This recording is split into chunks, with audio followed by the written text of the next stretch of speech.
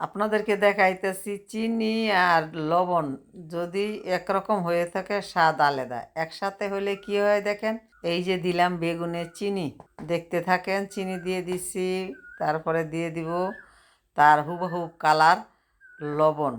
এখন দিয়ে দিচ্ছি লবণ আর চিনি একসাথে এরা মিশে গেছে।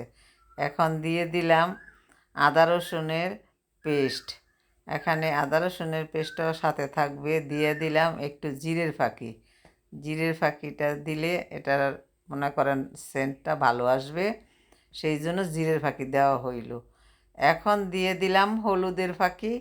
হলুদের ফাঁকি দিয়ে তাদেরকে রঙে রাঙিয়ে তুললাম সবাইকে। লবণ চিনি স্বাদ একখানে যুক্ত করলাম। দিয়ে দিলাম মরিচ। মরিচ তো বুঝেনি মরিচের স্বাদ কেমন, লবণের স্বাদ কেমন, চিনির স্বাদ কেমন।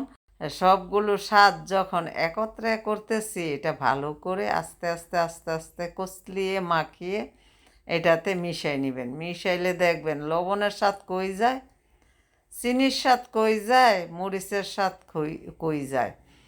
তবে এইভাবে বেগুন কিন্তু আপনারা মা খাইয়া কেউ খাইছেন কিনা আমারে কমেন্টে জানাইয়েন। আমি প্রতিনিয়ত আপনাদেরকে আরও কয়েকটা ভিডিওতে দেখাইছি যে এই বেগুনের মাঝখানে চিনি দিলে বেগুনগুলোর মাঝে, যে আগে শুনতাম যে বেগুন ভাজির মাঝে বলে অনেক তেল লাগে। তো সব কিছু মিলিয়ে আপনার বুদ্ধি না থাকলে, আপনার জ্ঞান না থাকলে, আপনার শরীরে জোর থাকলে কাজ হবে না। আপনার শিক্ষা যোগ্যতা থাকলেও কোনো কাজ হবে না। আপনার জ্ঞান থাকতে হবে, ধৈর্য থাকতে হবে, সব কিছু মিলাইয়া আপনি একটা মানুষ।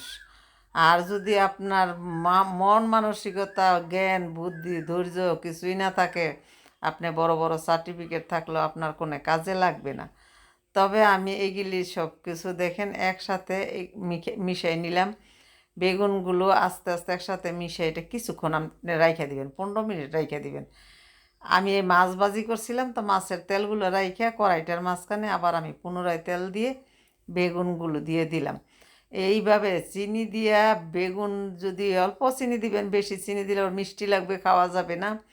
দিয়ে বেগুন আপনারা ভাইজা আমাকে জানাইবেন যে আপু আপনি যে বেগুন ভাজছিলেন বেগুনগুলো তো আসলে মজা হয় নাই।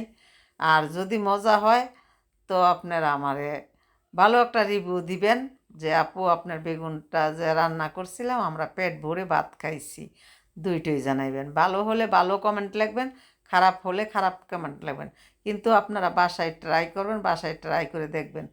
এই যে বেগুনের মাঝে যদি চিনি দেন এরকম চিকচিক করবো, দেখছেন তেল কমে ওই নেই, তেল যেমন আছে ওই রকমেরই থাকে।